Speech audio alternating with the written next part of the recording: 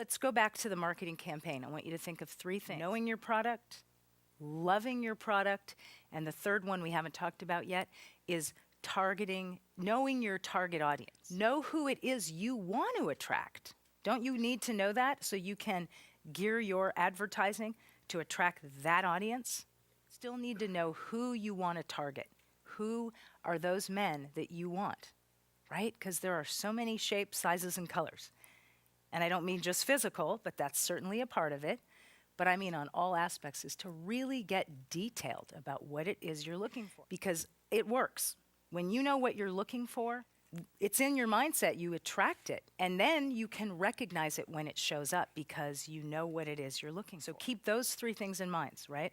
Know your product, love your product, and know who you're targeting, know your target audience. So right now, what I'd like you to do, since we have such limited time right now, is I limited it to 5. And I think that's great, because if you can right now make a list of your top 5 best attributes, okay?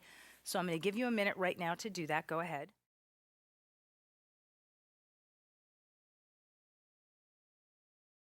So we're going to move on. So now that you've got your 5 best attributes, we're going to do another list of 5 things that you love, and I mean love, to do.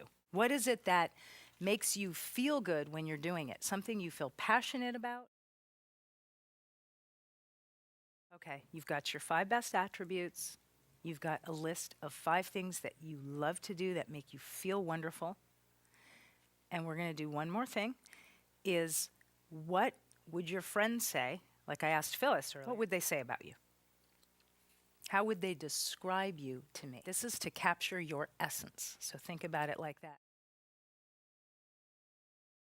Put your pens down for a moment, okay? And I want to just take you through a little visualization, because I want you to put yourself right there, right now, as though you're already in this perfect relationship. So I want you to use all 5 senses. I want you to get a visual. What does it look like? What does it feel like in your body? Is your body relaxed? Is your body comfortable? And then ask yourself, what is the payoff? Because if I've really done my work courting myself and cultivating this wonderful relationship with myself, and I enjoy time with me, if I'm going to give my time to someone else, there's got to be a good payoff. You're sacrificing your time. So what's the payoff? What are the benefits? Now that you've got that vision for yourself, very clearly, I hope, and if not, you can do this at home, you can do this again, you can do this at any time. Maybe you have to keep updating, right? That's something I should mention, is that we're always evolving as people. You're a different person today. So this is something you want to keep updating. To prioritize that list from most important to least important. We're going to do one last list, and this list is basically your declaration. You're declaring what it is you want. Knowing your target audience of the profile is, who do you want to target?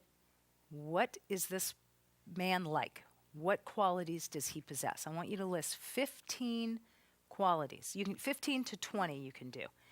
Look at your list, and somewhere on that list, I want you to draw a red line, because everything above that red line is what I call your non-negotiables.